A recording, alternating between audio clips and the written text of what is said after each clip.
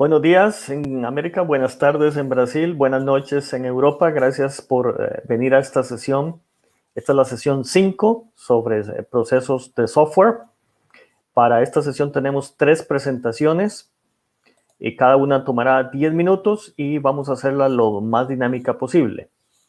Quiero introducir entonces la primera presentación del paper de hoy, que se titula Prevención de anomalías arquitecturales en la optimización de proyectos de líneas de producto, presentado por Diego Tadeu Madrigal de la Universidad Estatal de Maringá en Brasil. Diego, Tiago, por favor, adelante. Olá, boa tarde a todos. Adelante. Boa tarde a todos, meu nome é Tiago Tadeu Madrigal, eu sou estudante do programa de mestrado em Ciências da Computação da Universidade Estadual de Maringá, a UEM. Eu vou apresentar o artigo intitulado Prevenção de Anomalias Arquiteturais na Otimização de Projetos de Linha de Produto. Os meus coautores são minha orientadora, a professora Thelma Elita Colanzi, ambos da UEM, e 2 outros pesquisadores, William Yuzumi e Alessandro Garcia, da PUC do Rio. Sobre a motivação deste trabalho. Colanzi e outros colaboradores propuseram uma abordagem que utilizava algoritmos de busca para avaliar e melhorar os projetos de PLA, que é a arquitetura de linha de produtos, denominada MOA4PLA, a fim de facilitar o trabalho do arquiteto.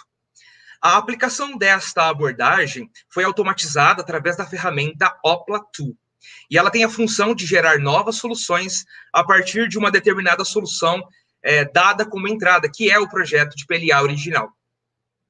No entanto, a OPLA2 ela não é capaz de identificar e remover anomalias arquiteturais nos projetos gerados, e assim surgiu a motivação deste trabalho.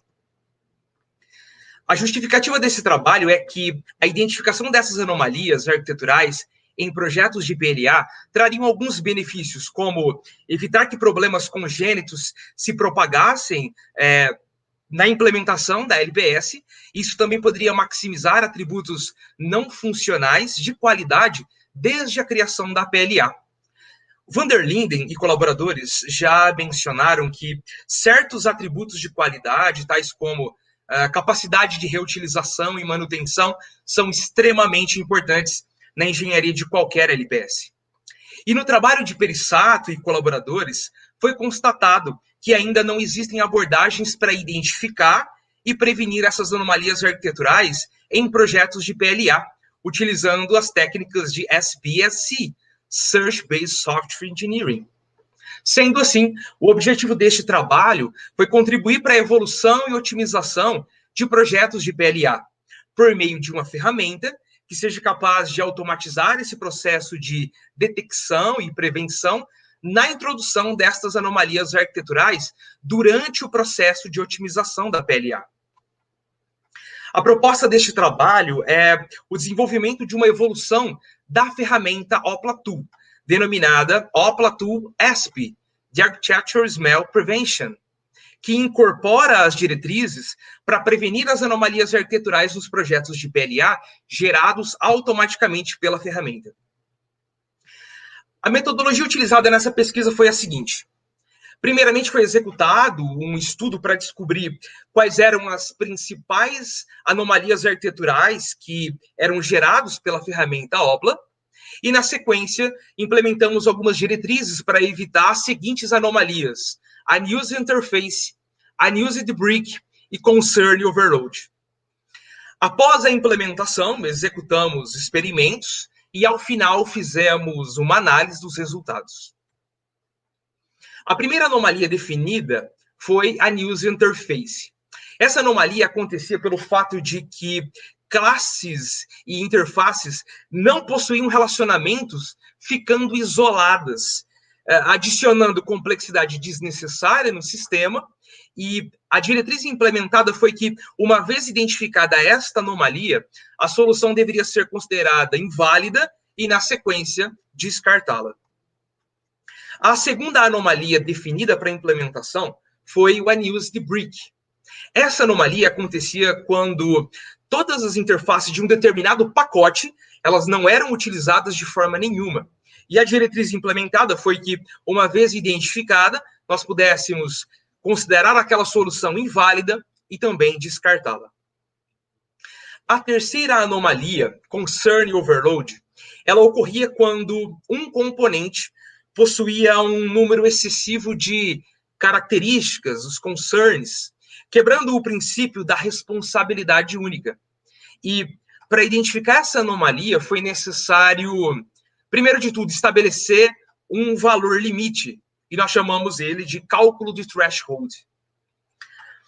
A diretriz implementada foi que, uma vez identificada a anomalia, nós aplicássemos o operador de mutação, denominado Fit-Driven Mutation Operator, e isso iria modularizar algumas das características associadas às classes e interfaces anômalas. Experimentos foram executados e, inicialmente, nós comparamos os valores de fitness para constatar se houve melhora. As funções objetivo utilizadas foram FM, a class e COI, e a descrição segue no slide. Os resultados encontrados para PLA AGM, elas estão apresentados no gráfico ao lado. As cores em vermelho são os resultados da OPLA-2 ESP, proposta deste trabalho, em comparação com a PLA original, cor verde. E os resultados da ferramenta OPLA-2 nativa estão na cor em azul.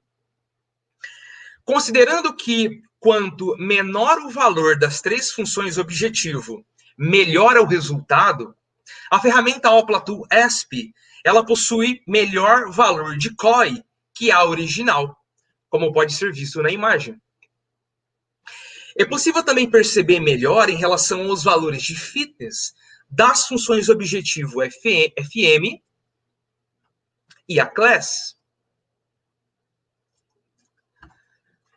Os resultados encontrados para PLA Mobile Media são apresentados nos gráficos ao lado. Também é possível perceber que houve melhora em relação aos valores de fitness originais nas funções objetivo FM e a class. É possível perceber que a coesão das soluções obtidas foi pior do que o projeto de PLA original. E isso só confirma a premissa de que quanto melhor é o acoplamento e a modularização de características, pior é a coesão, por serem inversamente proporcionais. Observando os resultados em relação aos valores de fitness, as soluções obtidas, então, pela OPLA-2, elas têm melhores valores da função objetivo FM para as duas PLAs, o que pode indicar que as soluções obtidas pela OPLA-2 ESP, elas têm pior modularização de características. Por outro lado, a OPLA-2 ESP conseguiu soluções mais coesas, de acordo com a função COI, do que a OPLA-2 para as duas PLAs. Observando os resultados em relação às anomalias agora, a News Interface e a News Brick, utilizando a ferramenta OPLA-2, comparada com a OPLA-2 ESP, comparada com a OPLA-2, nós conseguimos eliminar por completo as anomalias, como pode ser visto nas imagens.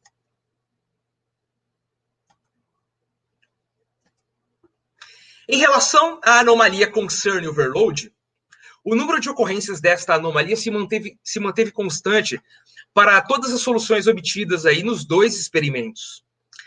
A PLA-AGM, ela possui classes associadas a várias features, o que torna difícil o processo de modularizar as características durante o processo de pesquisa. Mas o que pode ser visto na imagem é que alguns elementos, o número de concerns diminuiu consideravelmente. E, ao final, nós podemos citar os dois principais resultados. Primeiro, a OPLA-2 ESP ela é eficaz para detectar e prevenir a anomalia News Interface e a anomalia News Brick.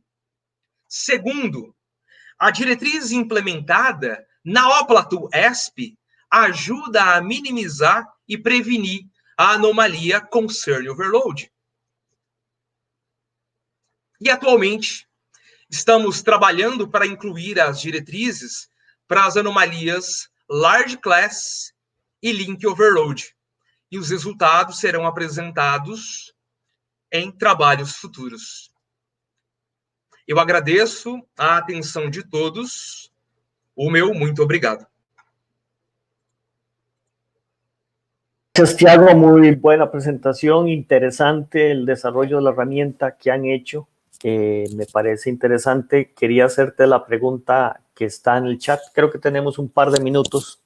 Podemos tomar un par de minutos para hacer un par de preguntas.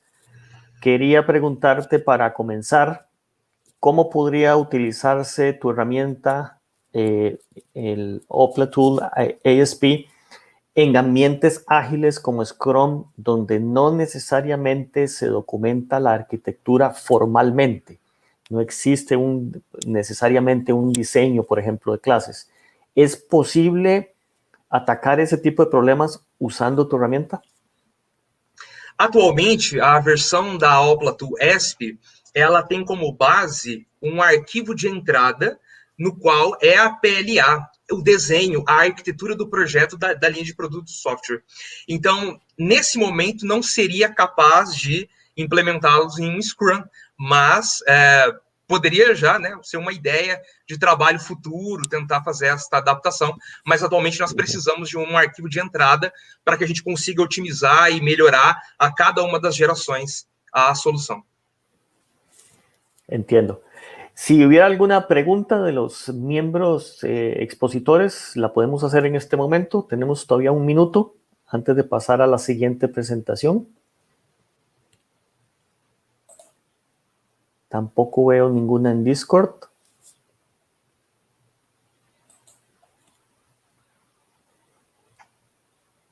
Tiago, ¿puedes leer la pregunta? Está en portugués.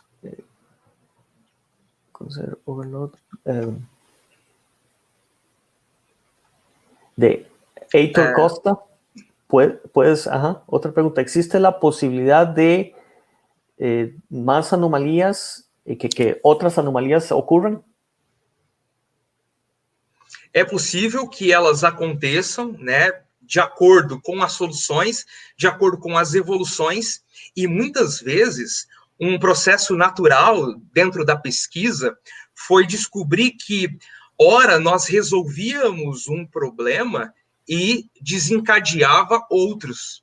Então, muitas vezes, nós tínhamos que fazer um olhar paralelo para duas ou mais problemas, concerns, né? O concern overload foi uma dessas aí. Atualmente, nós estamos trabalhando nas anomalias large class e link overload. Por exemplo, quando realizado a modularização de características, então, pode acontecer, em tese, de estas características caírem, por exemplo, em uma nova classe, uma nova interface, e vamos supor que elas já tenham um número excessivo de concerns. A anomalia large class, que não foi abordada neste trabalho, mas estará sendo abordada em trabalhos futuros, pode ser a decorrência disso. Então, uma vez que nós conseguíssemos modularizar as características, resolveria um problema, mas desencadearíamos, por exemplo, o large class. E o que define uma classe ser grande, complexa, dentro de um software que pode ser pequeno, grande, né, ou gigantesco, dependendo da quantidade de módulos. Então, são várias variáveis que nós precisamos observando de acordo com a evolução do processo de otimização. Sí. Gracias, Tiago. Vamos a pasar, te agradezco mucho la presentación, muy interesante. Creo que queda trabajo futuro muy interesante en el desarrollo de esa herramienta. Gracias, Tiago. Vamos a pasar entonces a la siguiente presentación, que se titula Empirical Study on Product Configuration and Traceability in UML-Based Product Lines, que está a cargo de Thaís Nepomuceno, de la Universidad Estadual de Maringá, Brasil. Thaís, por favor, comparte tu pantalla. Está compartilhando certinho? Aí se ve, perfeito. Adelante. Ok. Boa tarde a todos. Meu nome é Thaís, eu faço parte do grupo de pesquisa em reuso sistemático e experimentação contínua da UEM, o GREATER. Eu tenho como orientador o professor e também coautor o professor Edson Oliveira. Outros coautores foram a professora Raqueline, também da UEM, o professor Marco, da UTFPR de Campo Mourão, e o professor Avelino, da PUC. Só contextualizando, a linha de produto de software, que é uma importante abordagem de reuso, ela é definida por um conjunto de sistemas que compartilham características comuns e também partes variáveis. Esses elementos que podem variar é muito importante para diferenciar o produto de outro família de produtos. Por isso que o gerenciamento dessas habilidades é importante em engenharia de linha de software.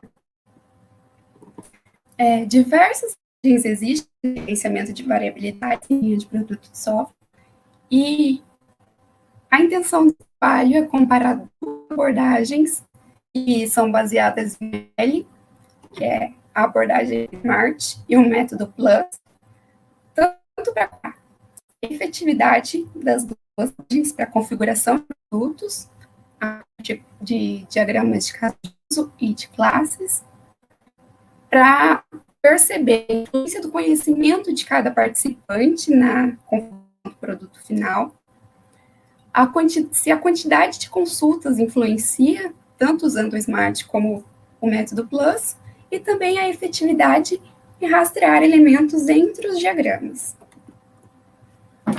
Então, a abordagem SMART, ela é composta por um perfil, que existe alguns estereótipos, e um processo para guiar o usuário tanto na representação, na identificação de variabilidades por meio de diretrizes. Aqui nós temos alguns estereótipos da abordagem SMART. Variation point, que significa um ponto de variação na linha de produto de software. Mandatory, que quer dizer que um produto é obrigatório na configuração final. E essas outras, optional, alternative or ou alternative short, que são variantes para representar de 2 pontos de variação, podem ser. Aqui temos só um exemplo de como a abordagem SMART pode ser empregada num diagrama de caso de uso. Então, nós temos os estereótipos, mandatory, variation point para o checkout customer, quer dizer que isso aqui é um ponto de variação, e temos essas 3 variantes, sendo uma delas obrigatória e as outras 2 do tipo alternative or. Um exemplo também com diagrama de classes, usando a abordagem SMART, com os estereótipos de SMART, como mandatory ou variation point. E para PLUS, que também é outro método para gerenciamento de variabilidades, existem um pouco menos de estereótipo, como kernel, optional e alternative. A diferença de PLUS para SMART, outra diferença importante, é que PLUS não fornece nenhum subsídio para o rastreio de elementos entre os diagramas. Então, também um exemplo, utilizando o caso de uso com a abordagem PLUS, e o diagrama de classes com o método PLUS também. Percebemos que tem menos estereótipos, tem o kernel, que quer dizer que é um obrigatório para o produto, optional. Então, qual foi o estudo? A intenção foi comparar essas 2 abordagens para ver qual delas era mais efetiva para configurar produtos e para rastrear elementos entre os diagramas estudados, com diagramas de casos de uso e de classes, e os nossos participantes foram os alunos graduandos de Ciência da Computação da Universidade Estadual de Maringá e também da Universidade Tecnológica Federal do Paraná, do campus Campo Mourão. Então, tivemos essas 4 questões de pesquisa. A primeira, qual das 2 abordagens era mais efetiva para configurar produtos? A segunda, qual abordagem precisava de menos consultas ao material disponibilizado? Qual era a terceira? Qual a influência do conhecimento prévio do participante para configurar os produtos e para ter produtos efetivos? E a última, qual das abordagens era mais efetiva em rastrear elementos do diagrama de caso de uso para classes, e o contrário também. Essas foram as hipóteses formuladas, né? A hipótese nula, para o caso de não haver diferença entre a efetividade das duas abordagens, e a hipótese alternativa, para o caso de haver diferença entre a efetividade da SMART e do método PLUS. Então, as variáveis independentes eram a abordagem a ser estudada, que no caso tinha duas, PLUS e SMART, e a LBS utilizada, que no caso foi a Mobile Media, e como as variáveis dependentes, tivemos as 4 questões de pesquisa.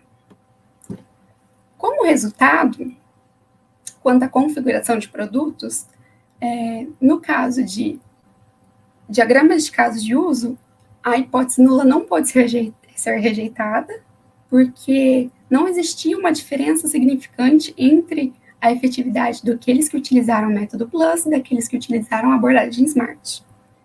Já para diagramas de classes, os participantes que utilizaram o método PLUS se saíram melhor do que aqueles que utilizaram a abordagem SMART. Quanto ao número de consultas, também a hipótese nula não pode ser rejeitada, porque não houve uma diferença significativa entre a quantidade de consultas com a efetividade do produto configurado. Quanto ao conhecimento dos participantes, também não houve diferença, esse conhecimento prévio não influenciou na efetividade do final do produto. E quanto à efetividade em rastrear elementos, apesar de SMART fornecer subsídios para rastrear elementos entre os diagramas, as duas abordagens foram muito parecidas, então não podemos também refutar a hipótese nula, porque a efetividade nessa questão foi muito próxima. E como conclusão, nós entendemos que esse e outros experimentos, eles podem fornecer subsídios para uma ferramenta baseada em UML para a linha de produto de software. E importante também é que existe algumas melhorias que podem ser realizadas, como a criação de diretrizes para auxiliar o usuário na configuração de produtos efetivos e também no rastreio de elementos entre os diagramas, que são atividades difíceis, e também usar ícones ao invés dos estereótipos, que quem sabe com uma maneira gráfica o entendimento seja mais fácil. Muito obrigada. Gracias, Thais. Muy interesante. Tenemos por lo menos 2 o 3 minutos para hacer preguntas en este momento. Quisiera yo comenzar con una. ¿Puedes hablar un poquito más en detalle sobre el perfil de los estudiantes con quienes se hizo este experimento? ¿Cuántos son de cada universidad? Si notaron alguna diferencia en cuanto a las variables dependientes de una universidad a otra, y más o menos cuál es el nivel de estos undergraduate students que ustedes utilizaron, cuántos son y si tenían conocimiento previo de UML o no, y qué tipo de training les dieron para uso de las dos herramientas, tanto el Smiley como el Plus. Nas duas universidades, os alunos tinham o mesmo nível de conhecimento, tanto para a linha de produto de software quanto para UML. O que a gente pedia era um conhecimento em UML, porque o treinamento era realizado para tentar nivelar o conhecimento de todos os participantes. Eles eram do 4º ano do curso de Ciência da Computação, em ambas as universidades, por isso não houve diferença significativa da efetividade das respostas das questões de pesquisa, nem para uma nem para outra, foram muito semelhantes, já que o conhecimento deles eram semelhantes. A gente conseguia aproximadamente 15 alunos por abordagem, para não ficar uma amostra muito pequena. Esse era o mínimo que a gente pedia que tivesse. E o treinamento se deu nas duas universidades, em dias diferentes. Tem mais alguma pergunta?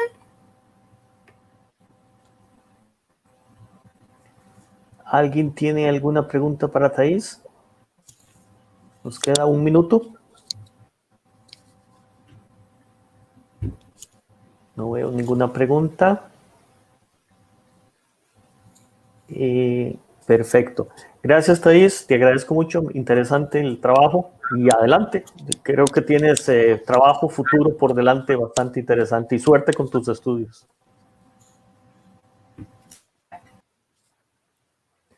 Pasamos entonces a la siguiente presentación, que se titula Evaluating the Usefulness and Ease of Use of a Software Process Line Tool, a cargo de Diogo Mateus Costa, Universidad Federal de Rio de Janeiro, ANCOPE, Brasil. Adelante. Obrigado, Marcelo. Eu vou apresentar o trabalho de avaliação da utilidade e facilidade de uso de uma ferramenta de linha de processo de software. O trabalho é realizado em conjunto com a minha co-orientadora e minha orientadora, Eudânia e Cláudia, né? Vou passar brevemente pela motivação, o problema, a ferramenta Odyssey, que foi a ferramenta avaliada, o objetivo e a execução, os principais resultados, algumas conclusões e trabalhos futuros.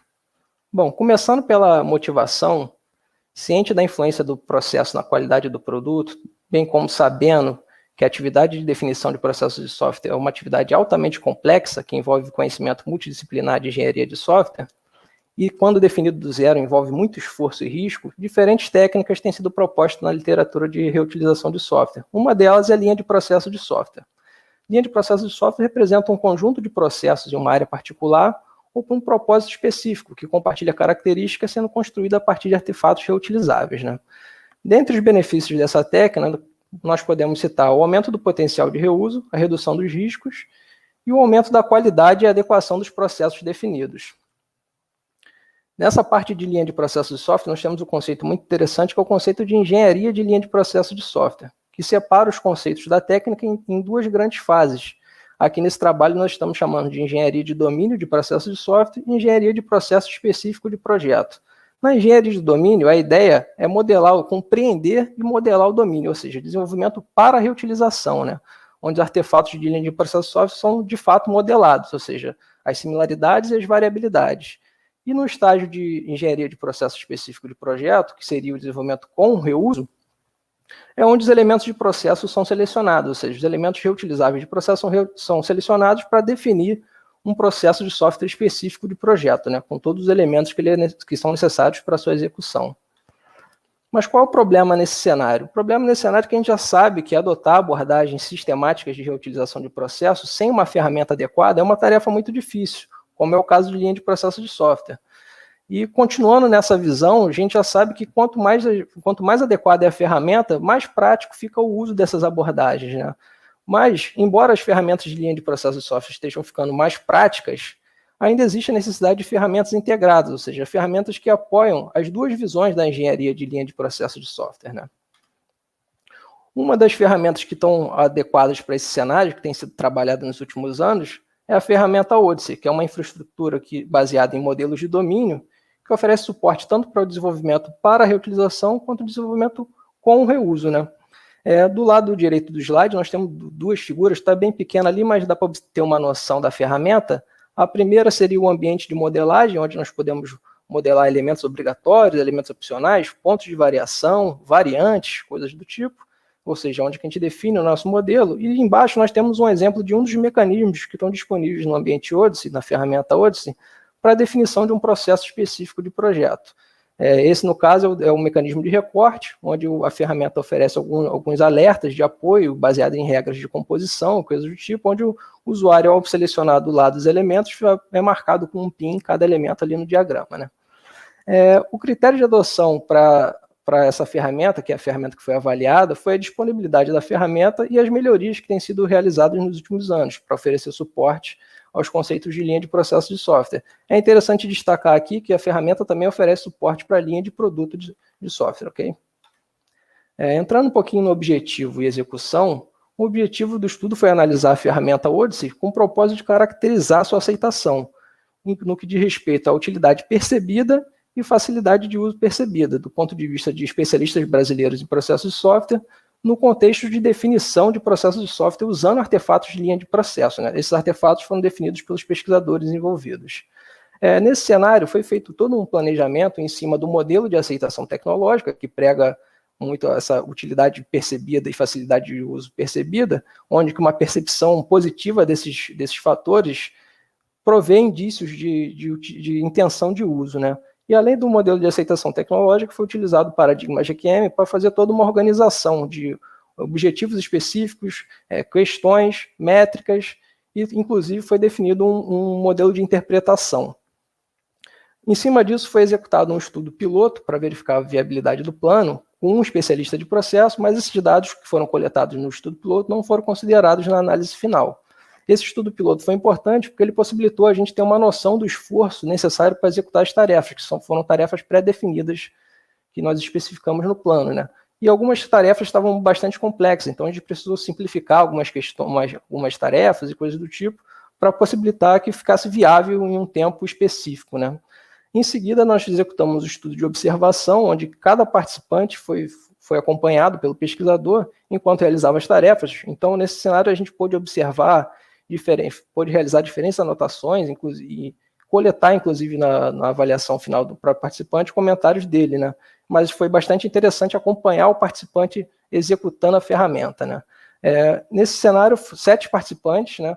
7 especialistas em processos de software de diferentes estados brasileiros, onde 5 desses participantes eram externos ao grupo de reutilização de software da UFRJ e 2 eram ex-membros do grupo de reutilização de software.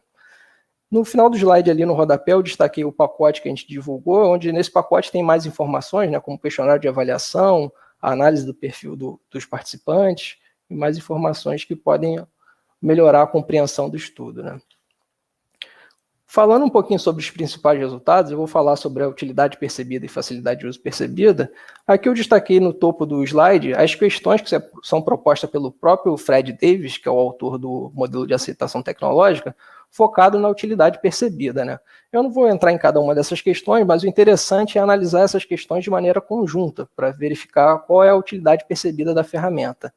Na parte de baixo do slide, eu apresento o histograma focado nesse objetivo específico da utilidade percebida, e a gente pode observar uma grande concentração nas métricas de concordo parcialmente e concordo fortemente, com 2 sinalizações diferentes. Aqui foi bastante interessante observar, durante a execução do trabalho e por meio dos feedbacks obtidos também, uma preocupação dos participantes em relação a domínios mais complexos. Por quê? Nesse cenário, a gente utilizou um domínio focado em engenharia de requisitos. Então, os participantes ficaram um pouco preocupados nesse sentido, porque acredito que eles gostariam de ter contato com um domínio mais complexo. Mas como era uma avaliação preliminar, eu acredito que atendeu bem a expectativa do estudo. Mas foi bastante interessante observar isso, porque é o próximo passo que a gente gostaria de tomar, né? Entrando na parte de facilidade de uso percebida, eu também coloquei as questões propostas por Fred Davis para capturar essa percepção. E embaixo eu também coloco um diagrama que a gente pode observar que também ficou bastante concentrado em concordo parcialmente e concordo fortemente. Porém, teve algumas marcações de discordo parcialmente e indiferente. Qual foi o principal ponto aqui que a gente pôde observar? Houve uma grande dificuldade no menu principal da ferramenta Odyssey, ou seja, os usuários tiveram bastante dificuldade em compreender como interagir no menu principal. Na parte de definição de processo de software, que foi o mais focado das tarefas, não houve tais tipos de observações, mas quanto ao menu principal, a gente pode capturar isso e foi uma das melhorias identificadas, que inclusive já foi finalizada, né? Falando rapidamente aqui sobre as conclusões e trabalhos futuros, a gente pode observar, por meio dos dados obtidos, indícios de aceitação da ferramenta, né? E isso vai de encontro com as expectativas que a gente estava. Trata-se ainda de um estudo preliminar, né? Mas foi bastante interessante a gente expor a especialistas, pesquisadores, professores, o uso dessa ferramenta e verificar que foi observada uma utilidade, né? De fato, para a gente foi bastante relevante ter esse feedback. Além disso, aqui nas conclusões eu destaco que um conjunto de melhorias foi identificado, né? No total foram 10 melhorias identificadas. Eu não coloquei aqui essas melhorias no slide, mas essas melhorias, algumas delas já foram finalizadas e outras estão sendo implementadas. A maioria dessas melhorias estavam focadas mais na facilidade de uso, ou seja, o menu da interface principal do Odyssey, explicações para sinalizar, para deixar mais claro para os usuários como funciona determinado mecanismo de definição de processo, coisas desse tipo. Mas foi bastante interessante aí também conseguir identificar, mesmo que o resultado foi positivo, a gente conseguiu identificar ainda a oportunidade de melhoria, né? Quanto a trabalhos futuros, o próximo passo que ficou definido nessa avaliação preliminar seria conduzir um estudo em um cenário real, né, com a ferramenta Odyssey, ou seja, na indústria.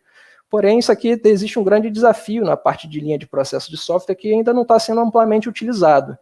A gente ainda não desistiu desse objetivo, a gente continua perseguindo esse objetivo, mas ele ainda não se tornou uma realidade. Mas eu acredito que seria um passo bastante interessante, inclusive indo de encontro com as observações dos participantes, que foram focadas em um domínio mais complexo, né? Verificar como é que essa ferramenta iria reagir.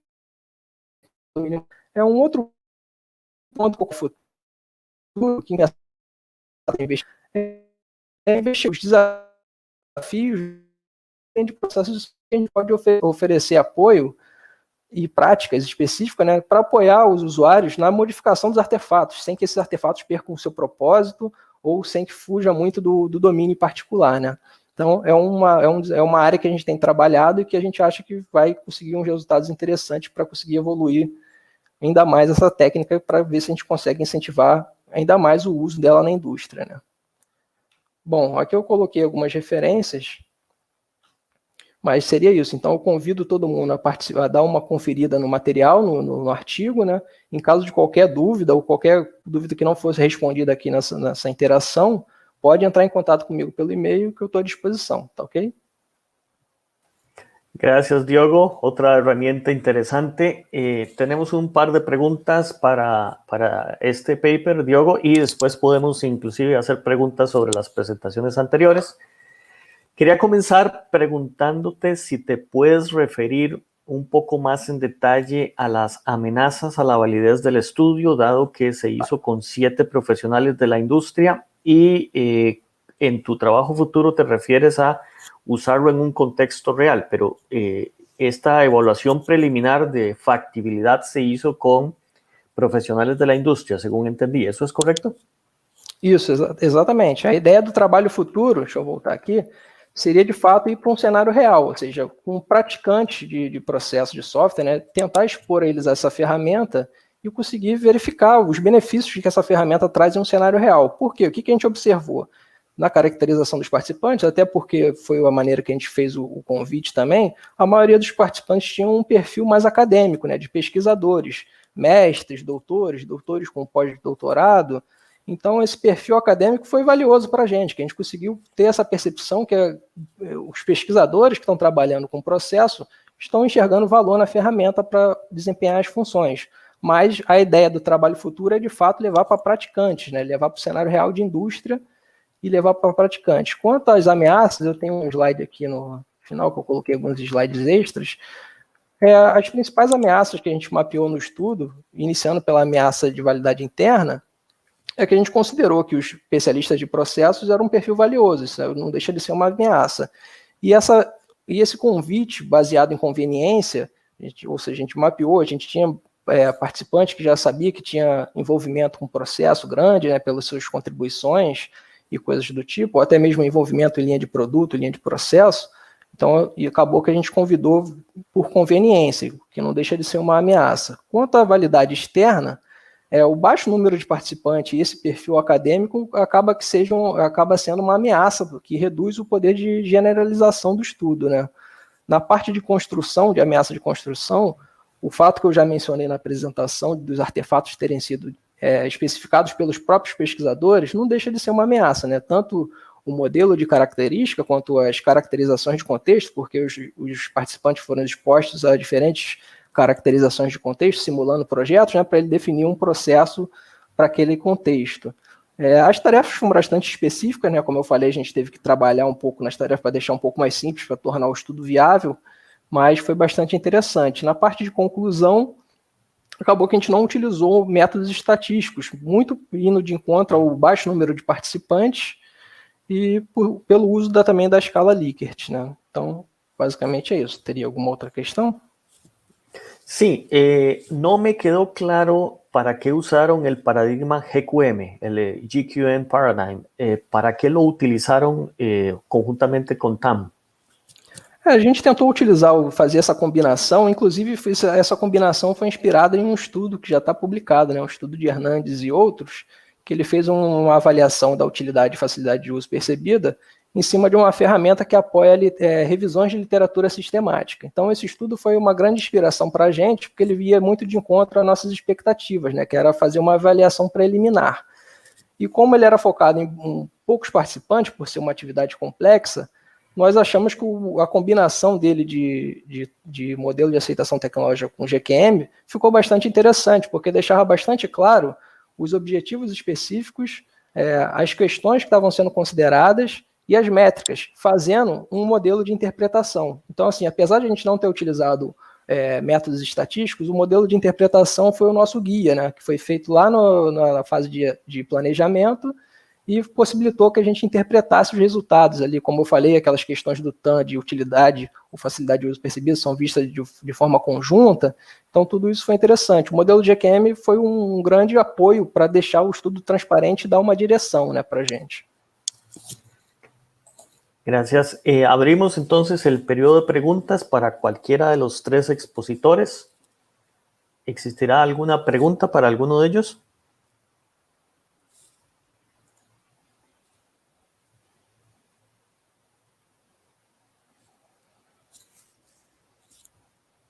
No veo ninguna en el chat. Si no hay más preguntas, entonces más bien quisiera agradecerles a Diogo, a Tiago y a Thais por la presentación. Muy interesante las herramientas que expusieron acá. Suerte con el trabajo futuro, que es bastante interesante en la parte de desarrollo de software.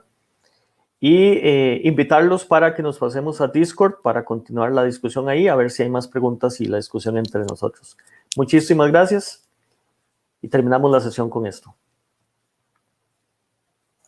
Chao, chao. Chao.